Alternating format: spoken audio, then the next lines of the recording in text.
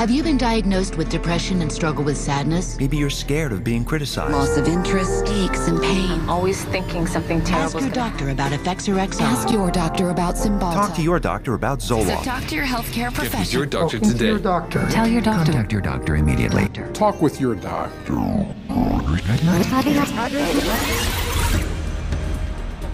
För över 40 år sedan träffades ledande psykiatriker på Puerto Rico för att planera sin vision för framtiden. We see a developing potential for nearly a total control of human emotional status, mental functioning, and will to act. Deras plan, att till år 2000 skapa en rad psykiatriska droger som reglerar varje aspekt av mänskligt beteende.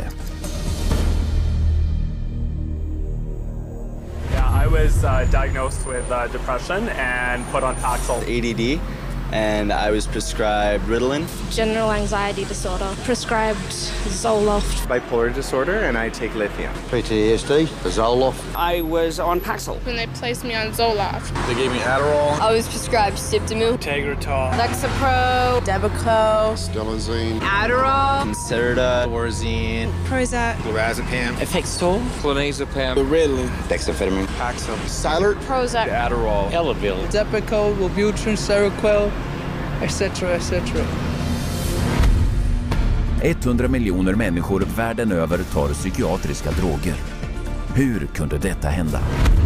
Psykiatriker övertygade dem om att de var sjuka. They want you to think you're diseased from birth.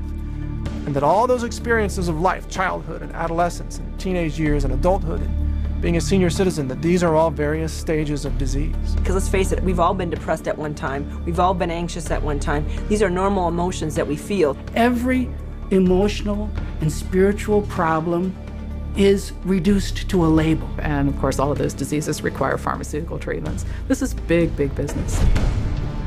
Trots att psykiatriker skapar avsevärda inkomster genom att hävda att de är läkare, erkänner de ogenerat att deras yrke saknar vetenskap.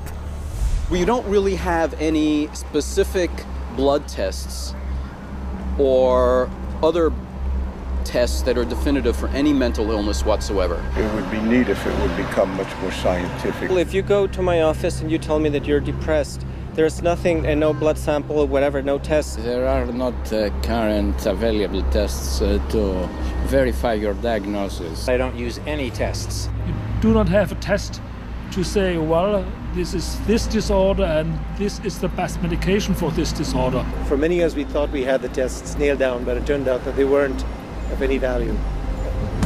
If you don't know what's causing the symptoms, then to give somebody something to alleviate the symptoms is close to impossible. By the time a drug's approved and it hits the general population, we don't know even 50% of the side effects that are involved with that drug. And these pills cause heart attacks and liver problems and immune system problems and lots of other medical problems. So you're playing with fire.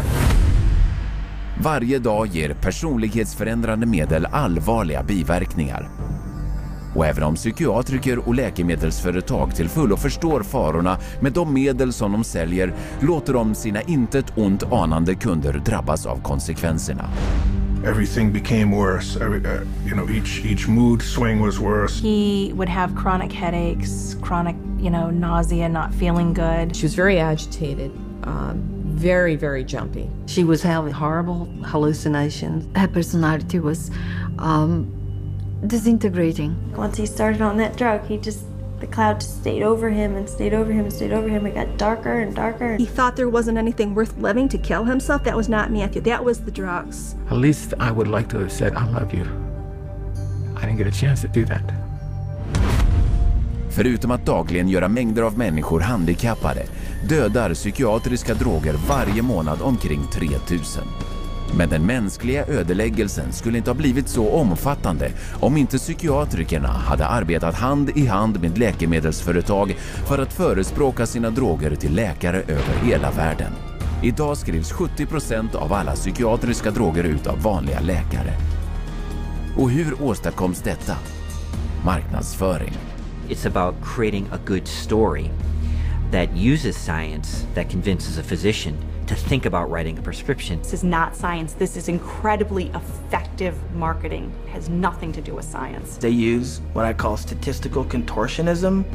Basically just skew the numbers, make everything look fantastic, you hide the bad numbers. They're learning every trick in the book. They're evolving into efficient marketing machines, and it's working. There's definitely an unholy alliance between psychiatry and pharmaceutical sales. That's a marriage made in heaven. They're like conjoined twins. They're joined at the wallet. Och eftersom 374 psykiska störningar fyller psykiatrins diagnostiska handbok och fler är på gång, går affärerna strålande.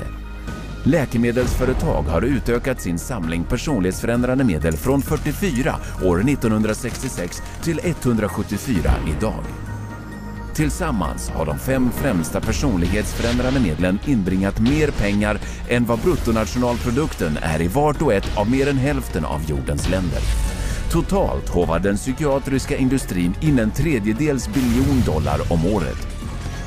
Hur kunde detta hända? Det är en berättelse om bedrägeri som kan vara svår att förstå men livsfarlig att ignorera.